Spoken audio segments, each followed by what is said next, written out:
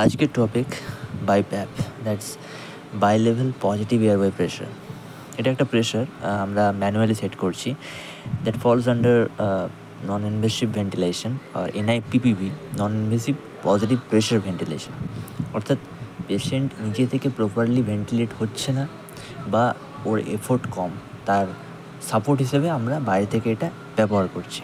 তো এর দুটো প্রেশার হয়, একটা হচ্ছে inspiratory positive airway pressure, that's peak pressure we're applying from the outside, and another one is EPAP, that's also same like CPAP and PEEP.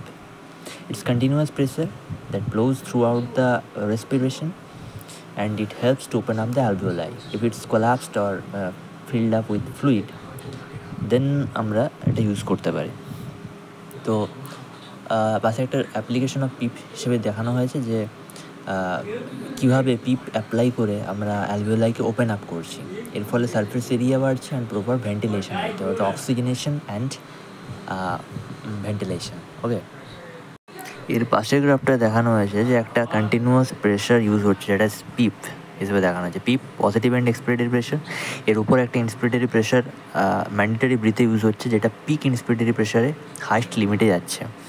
তো এরপরে যেটা patient triggered breath, that's spontaneous breath, and that's pressure support use হচ্ছে। Pressure support particular যেটা আমরা set করেছি তার উপরে কাজ করবে, and that also above the পিপ।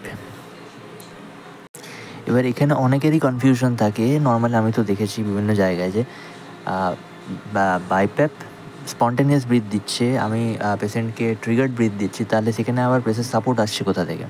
Normally ভেন্টিলেটারে আমরা যে সেটিং করে থাকি সেখানে আমরা একটা রেসপিরেটরি রেট সেট করি, that's 18 or 20 some like that.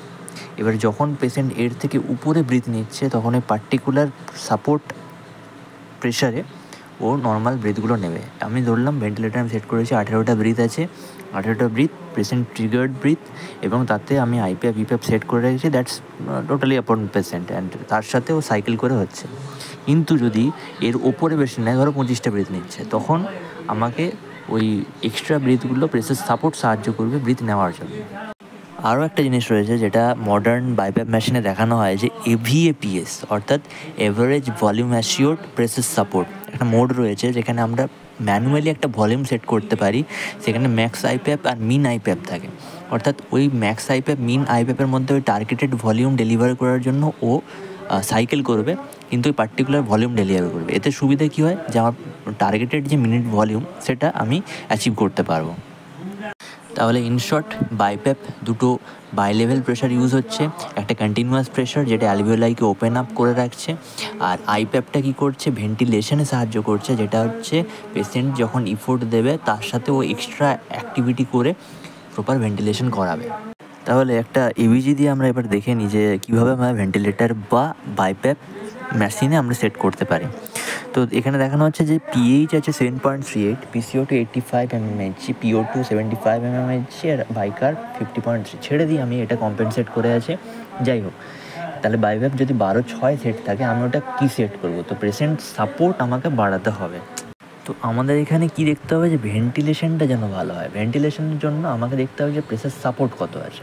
এখানে যেমন 12/6 আছে, তাহলে আমার গ্রেডিয়েন্ট হচ্ছে 6, that means supporting pressure 6 set আছে। এবার আমাকে ওই সেটিং থেকে সাপোর্টটা বাড়িয়ে দিয়ে আমার ভেন্টিলেশনে সাহায্য করাতে হবে। তার জন্য আমাকে IPAPটা বাড়াতে হবে। অ্যান্ড IPAPটা কত বাড়াতে হবে, যাতে আমার গ্রেডিয়েন্টটা বাড়ে। আমি এটা নয় যে আমি EPAPও বাড়ালাম IPAPও বাড়ালাম, তাহলে আমার ভেন্টিলেশনও হবে আর অক্সিজেনেশনও ভালো হবে, এইভাবে করলে হবে না। EPAPটাকে ফিক্সড রেখে IPAP বাড়াতে পারি, EPAP ফিক্সড থাকবে কারণ আমার অক্সিজেনেশনের সেরকম কোনো সমস্যা নেই। PCO2 কমানোর জন্য আমাকে মিনিট ভলিউম বাড়াতে হবে, তার জন্য আমাকে ভেন্টিলেশন করতে হবে। প্রপার ভেন্টিলেশনের জন্য আমাকে IPAP বাড়াতে হবে, এবং সেটা গ্রেডিয়েন্ট দেখে। দ্যাটিং এখানে দেখানো হয়েছে যে 10 বাড়িয়েছি, তার জন্য আমাকে 16/6 সেট করা হয়েছে।